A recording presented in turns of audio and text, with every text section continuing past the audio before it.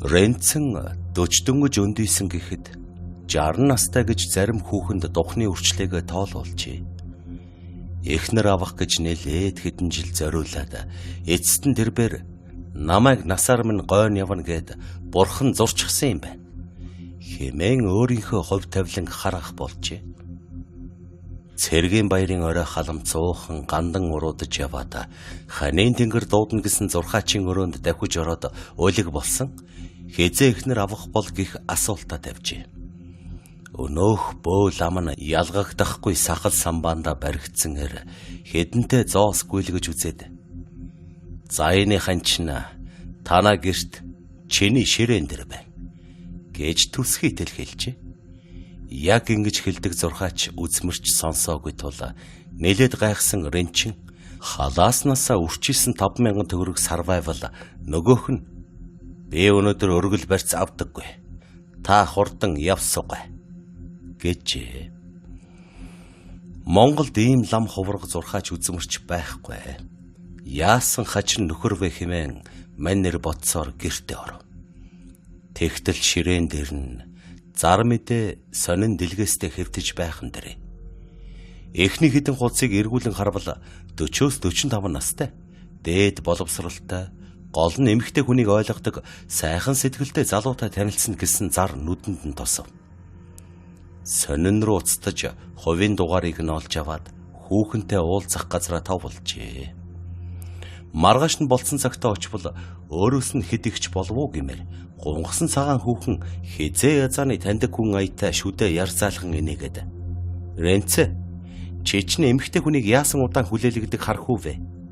гэж хэлээд тас сугтан бааранд чирээд оруулчихв гин. Зүс царайн цэмгэр, бие галбирн зэгзгэр давгүй санагдсан ч нэг л завхай зан айл нь огт таалагдсангүй. Ингээд бааранд орж танилцсны дараа Ренцэн "Шүрэ, чи вино захиалах уу?"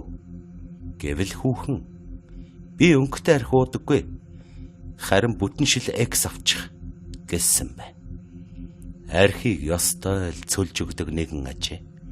Шилтэй архийг 250 грамын шилэн аяганд дүүргээд би зөвлөлтөд техникумаас аваад дээд сургууль хүртэл 8 жил сурсан.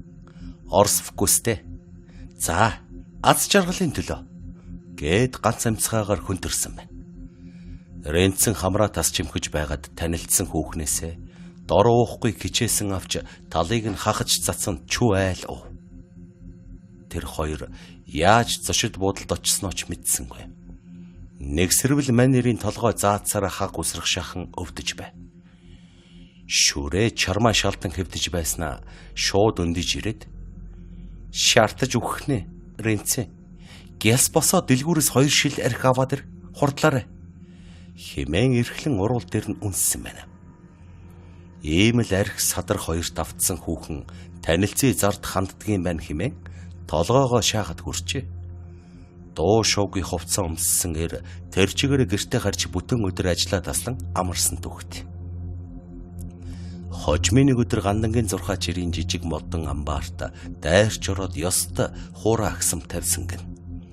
Сэрэлт кинон дээр гардаг шиг ханцууга шамлан "Чиний нөгөө хойд наснда 9 зүйлийн хонин гөрүүл болно гэсэн чинь хаана байна" хэмээн зурхаач ирийг шээсийг нь тусалтал айлгаад гэртээ харжээ.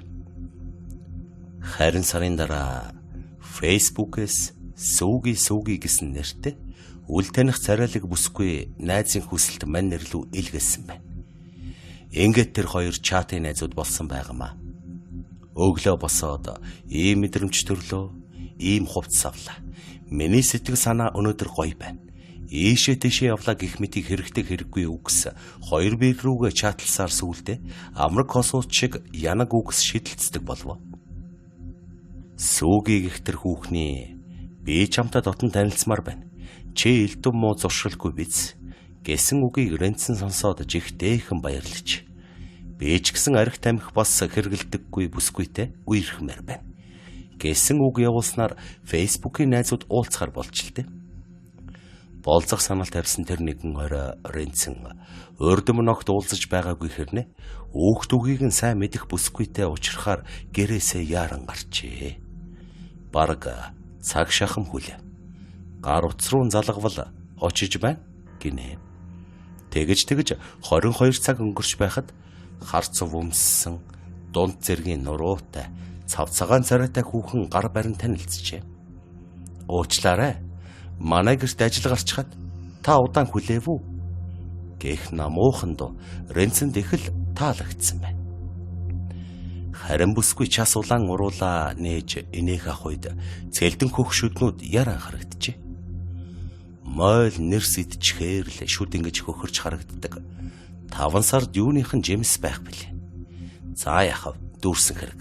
Сэтгэлэн цагаан бол шүд хөх байх нь хамаагүй гэж бодов.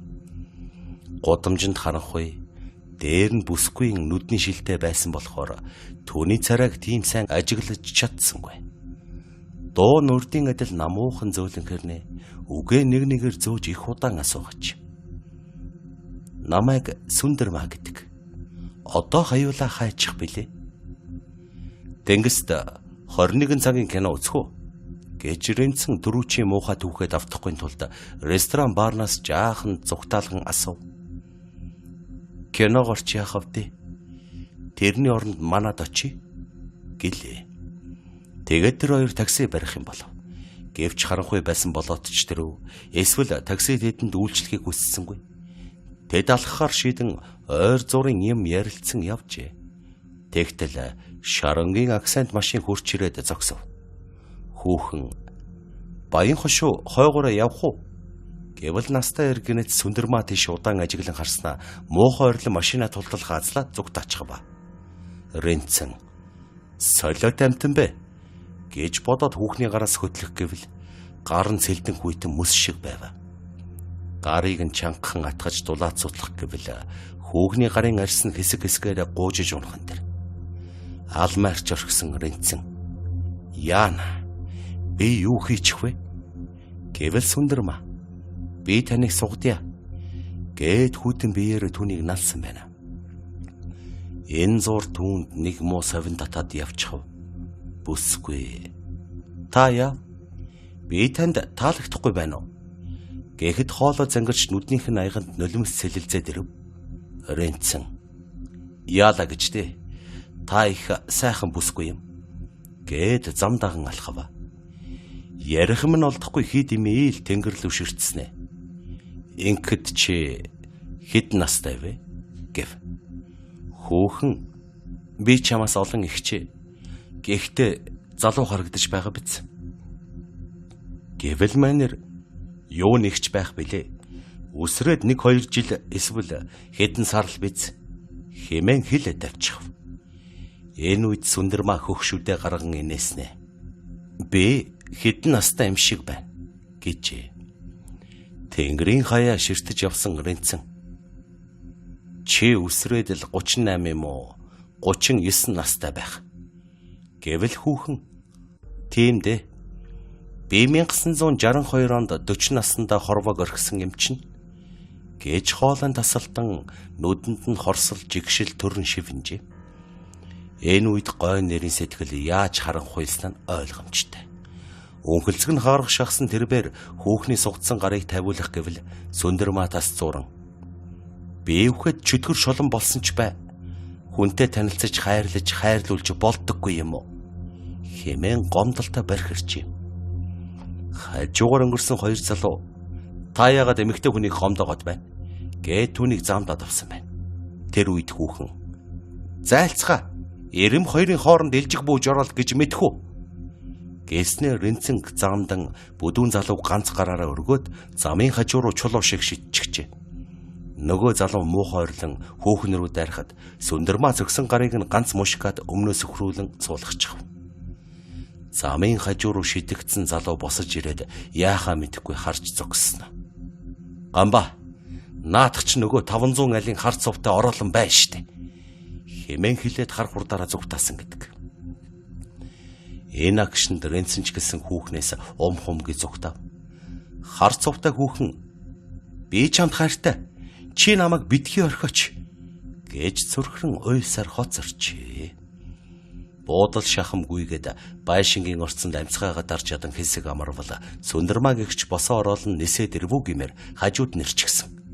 Шулам гэхээрээ заавал эрхэн дурлаж болдоггүй хорвоо юм уу? Гээд өрөөсөн хөлийг нь уургалан тэврээд авч. Ренцэн хамаг хүчээ шавхан хүүхнийг 2 метр орчим гойдон шидээд орцноос гарч суугтав. Ашгүй нэг такси зогсож байсан тул тэрбээр шууд орж жолоочд. Хаашаа ч хамаагүй хар хурдаараа гэж бархран хэлсэн ажээ. Мань залуу. Ёо. Бурхан минь гэж санаа алдан машины толонд өөрийгөө харвал царайн цонхиж хөлсөнд бурцааж хачин аимшигтай харагдана. Гэртээ ирж хөргөчнөөсөө хугас шил архи хөндөрсөн Ренцэн гар утсаа ухаж фейсбુકийн найзуудаасаа сүүгийн гэсэн профайл хаягийг устгажээ. Уусан архиндаа сэтгэлэн тайвширсан тэрбэр ахичил фейсбુકээс элдвийн хүүхэндээ танилцхаа болий та. Бурхны заасан зам зурсан зургаар л явхаас хэмээн хинт чимбэ хандаж чанга хашгиран хэлээд аманда залбирч суусан гэдгээ.